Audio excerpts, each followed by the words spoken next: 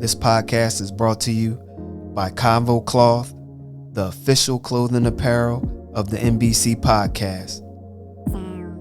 For the latest apparel, please go to www.nothingbutconvos.com. Now, let's get into the latest episode of the NBC podcast with your boy, S. McCann.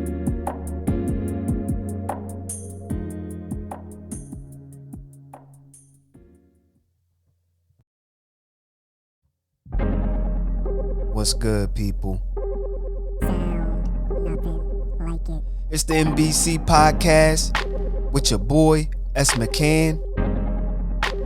And this is episode 41, Eagles Week 3 review. That divisional game against the Washington Commanders was something to watch in the first half. We dominated on both sides of the ball. The defense stepped up. The offense was clicking. And Carson Wentz could not do anything against our birds. The second half, we had a little bit of trouble. But it was a team effort to get that win in the division. And so, in this episode, I break down what the defense looked like, what the offense looked like, the standout players on defense and offense, Carson Wentz performance, and also our Week 4 battle against the Jaguars. So sit back and relax. Let's get it. Episode 41. Eagles Week 3 review. This game against the Washington Commanders in the first half was full dominance. We displayed dominance over this team. We had a former foe on the other side, Carson Wentz. He was the franchise quarterback of our Eagles. He had flaws in his game, and he still has flaws in his game.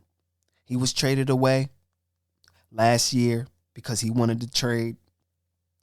He went to the Colts, had those same flaws, then got traded to the Washington Commanders, and he still has those same flaws. You've seen a quarterback that doesn't have awareness in the pocket. You've seen a quarterback that got flustered, that still can't read defenses. You had a quarterback, when pressure is on him, he folds. He holds on to the ball. But with all of that, you have to give this defense credit on what they did against those Commanders. One reason being is that we had solidified the back end. We got a competent safety. Then we have a young safety back there as well. We have two corners, one Pro Bowl corner and another Pro Bowl corner. When you have that, and then you have the slot corner, when you have that going for you too, you don't have to worry about that in the middle of the field. Good things will happen. That back end, Bradbury, Slay, Gardner, Maddox. That's a solidified back end where in the past we would have got ate up. But that front four, front five at times, 6 rushing the quarterback, they came to play. Hassan Reddick got his sacks in. Javon Hargraves got his sacks in. Fletcher Cox looked good, got his sacks. Josh Sweat got his sacks. TJ Edwards got his sacks. But that boy, 55, Brandon Graham, coming back with a vengeance. He looked hungry and young. He had 2.5 sacks. NFC Defensive Player of the Week. He was getting to it. And the defense altogether had 9 sacks. That's a team effort. If your defense is getting 9 sacks, that means the back end covering things up. But it goes to preparation. When you know your opponent and you know the tendencies of your opponent and you study film and you know that he's going to hold on to the ball more than 3 seconds, oh yeah, it's go time. And that was a beautiful, beautiful team effort on defense to go against Carson Wentz and the Washington Commanders. They couldn't get nothing going. No running game, no passing game, no nothing. And then we let up. In the end of the third, fourth quarter, the game was won. But we can't do that against good teams. We can't. Offense. This offense showed this is one of the best offenses in the NFL. Not just in the NFC, in the NFL. One of the best. Our young quarterback is progressing every week. And we see it right in front of our eyes. We probably look back and say, when did Jalen Hurts, when was the coming out party? This season might be the coming out party for Mr. Hurts. But this offense looked good. This game, we didn't rely on the run. It was a passing offense that won this game. If you can win football games doing multiple things, one week your defense win it, one week your offense win it, one week your running game win it, the other week the passing game wins it, the other week special teams wins it. If you have multiple ways to win a game, and then if all phases come together for a win that you need, like a playoff win, you're unstoppable. But right now, you might just need one side of the ball to win games in the beginning of the season. But when that team puts it together, I don't see a lot of teams beating the Eagles if they put it together. But the offense, let's go to it. Rushing, we did nothing. Miles Sanders, 15 carries, 46 yards, 3.1 yards a carry. Jalen Hurts, 9 carries, 20 yards, 2.2 yards a carry. Kenneth Gainwell, 3 carries, 6 yards, 2 yards average. Boston Scott, 2 carries, 0 yards. Zach Pascal, 1 carry, 0 yards. You see it. The running game did not do anything. The passing game was cooking. I'm going to save Jalen Hurts for last just to break it down what he did in this game. But receiving, Devonte Smith, 8 receptions, 169 yards, 21.1 yards of reception, 1 touchdown. A.J. Brown, 5 receptions, 85 yards, 17 yards of reception, 1 touchdown.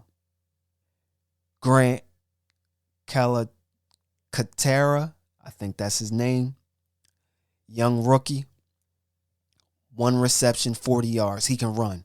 He can catch and run. We got something there. Dallas Goedert, 3 receptions, 26 yards, 8.7 yards of reception, 1 TD. TD on the screen was nasty. Zach Pascal, 3 receptions, 18 yards, 6 yards of reception. Jack Stoll, 1 reception, 4 yards. Quez, 0 receptions, 0 yards. But those pass interferences that he was getting opened up the defense because they had to look at him. And so when that defense had to go move over to him, it opened up the offense. And you seen it. You seen the speed. You had to respect it. That's when you got that burner out there. Fast Batman. You got swole Batman and skinny, but you got the fast boy out there opening up that defense. Then Miles Sanders had 1 reception, -2 yards. But you see, the ball is being distributed around very nicely. Devonte Smith had some catches in this game that was crazy. The over-the-head catch for 44 yards, I think, 43 yards, was nasty. He got 1 foot in, but the Washington Commanders coach, Ron Rivera, did not challenge that. And he tried to challenge it, and it was too late. He's bugging for that. The other catch, the bomb that he went over 2 people flying in the air, and then he came down on his back, and he still caught the ball at the 2. Crazy. And then the other one to close out the half, when he went up to go get it over Fuller for the touchdown with 2 seconds left. Come on, man. Come on, man. These receivers is going to go get it. And like I said, for a young quarterback, it's all about confidence. And you know, if you throw it up there, your guy's going to get it. You're going to throw it every time. How do you think that Eli Manning was so good? People think that he stunk and he wasn't elite. But you know what? He had receivers. Plexico. He had receivers. Cruz. He had receivers that went up and got the ball. He had Shockey too, but he had confidence. He threw the ball up. You knew Plexico was coming down with it. We got a lot of games against those Giants that Plexico killed us. And so when you got confidence in your receiving core, you're going to give them a chance. And that's what Jalen Hurts is doing. He's giving them a chance, but the ball is still in the vicinity of the receiver. It's not like, oh, he's way off and they bailing him out. No, he's giving them a chance. It's right there. And he's giving them a chance. Let's go to Jalen Hurts. Jalen Hurts, 22 of 35, 340 yards, 3 touchdowns, 0 picks. I'm a big on not turning over the ball, because when you don't turn over the ball on offense, you give your team a chance to win every game. But 340 yards, 3 touchdowns, 0 picks, and everybody said, oh, he can't throw, he can't throw. I don't know what people look at when they watch a game. Even when he came in for Carson Wentz, when Carson Wentz was here, 2020. I don't get it. I don't know what they seen. You seen he can throw the ball. You seen that he can throw the ball when he was 17 years old starting at Alabama. You seen that he can throw the ball when he went to Oklahoma. Who said that he ain't have an arm? I don't understand it. He don't have a strong arm like a Justin Herbert or these other quarterbacks, but he has an adequate arm that he can dart it and he can do all of that. He don't have an arm like Josh Allen, but that's different. He don't have an arm like Lamar Jackson, but he still can throw the ball. His arm is strong enough. He don't need a strong, crazy arm. He can fit the ball anywhere he wants. He can make every throw on the field. Come on. The disrespect needs to stop. And so Jalen Hurts, the progression of what he's been doing this year, you see the progression in this offense. He's changing plays at the line. That 1 touchdown when he was at the 2-yard line to Devonte Smith with the clock running down, no timeouts. He ain't panicked. He got in something that wasn't even in the playbook for that game, but he got to it. And he seen Devonte Smith one-on-one. Bang, he put it where he needed to be. Got the touchdown. Another play. When they were down in the red zone, A.J. Brown. He changed the play at the line for A.J. to run a different route because he seen the defense. Touchdown. This type of stuff looks like Peyton Manning type stuff. This type of stuff looks like a quarterback that's been doing this for several years. Young quarterbacks don't do this type of stuff. Only the smart ones do this type of stuff. When you're in the playbook, changing plays at the line, when you're seeing the defense, audible and out. That type of stuff, you can't teach that type of stuff. They just know it. They just know it. So Jalen Hurts, he was the NFC Player of the Month. 916 yards. 7 total touchdowns. 4 passing. 1 pick in this whole month. Conference best. 106.5 quarterback rating. 167 rushing yards. Y'all got to give this man more respect. He worked on his craft. He worked on getting better. And sky's the limit for this kid. Sky's the limit. We just went against another quarterback that felt entitled his whole career, that didn't want to compete when he was at the Eagles. So he wanted to get traded. He didn't have to compete at the Colts, and they traded him out. He didn't want to compete right now. He ain't competing. They just gave him the starting job. Tyler Heineke going to get that starting job because it's the entitlement. He was the second pick. He think he the man. He don't want to put in the work. I don't know what type of work that he does put in. I don't know. But you see it.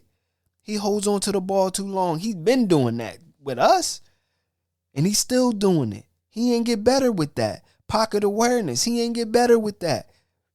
He has all the tools. Carson Wentz has all the tools in the world, and he still didn't get better and work on his game and work on his craft. But Jalen Hurts worked on his craft. He might not have a big arm, but he's athletic and he's smart, right?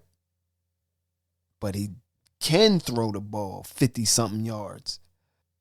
So the point that I'm trying to make is that who cares about a strong arm, right? If you can fit any type of ball in any window and you can throw the ball 55 yards down the field, who cares if you can't throw it 65 yards? Most people ain't throwing a 65-yarder dart.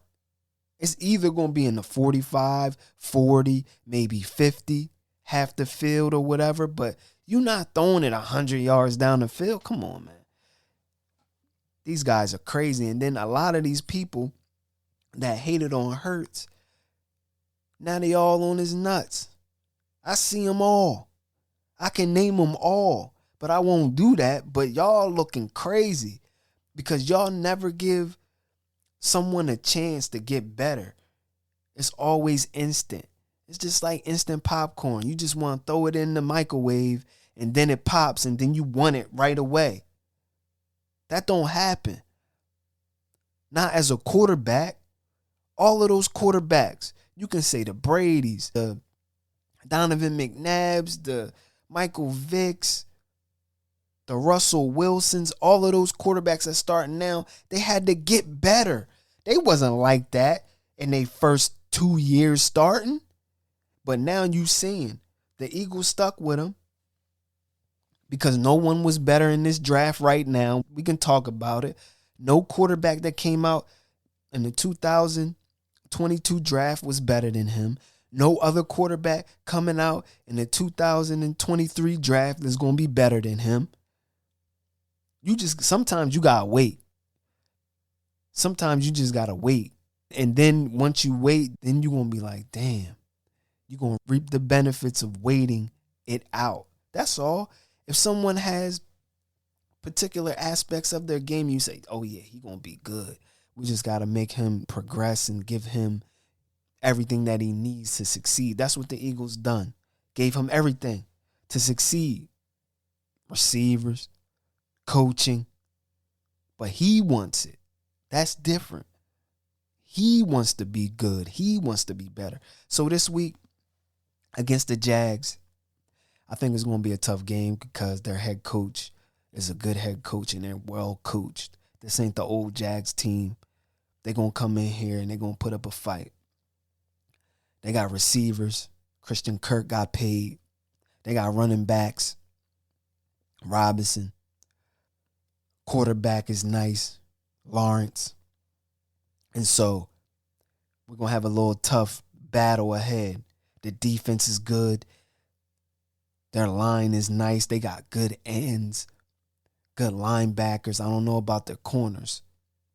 So I have to look into that a little bit more and see what their corners look like. But we're going to have a tough test. Every game is going to be a tough test, especially when you're 3-0. People going to come out and try to give their best. But like I said, there's no other team built like the Eagles and how they do things on defense and on offense. They got multiple ways to win. And so, like I said, every week, I'm going with my boys. It's going to be a close game. 24-21 Eagles. And that's what it is. It's a wrap. 1. So that was episode 41. Eagles Week 3 review. And so in that episode, I broke down what the defense did, how the offense looked, what Carson Wentz tried to do against our Birds, key players on defense and offense, and I broke down Week 4, what we would look like against the Jacksonville Jaguars. And so people, it's a week by week battle that we have to look forward to. A lot of people are talking about Super Bowl this, Super Bowl that, but we still got to take it week by week. The progression of our young quarterback is looking very good. The defense is looking very good. Coaching will have to do better in the second half, but I do think our Birds are going to go far this season. So with that, people, stay safe, give respect, and show love. 1.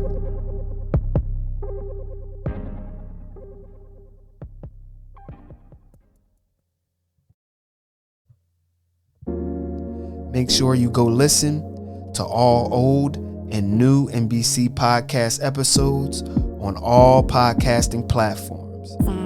And please go to www.nothingbutconvos.com for the latest apparel.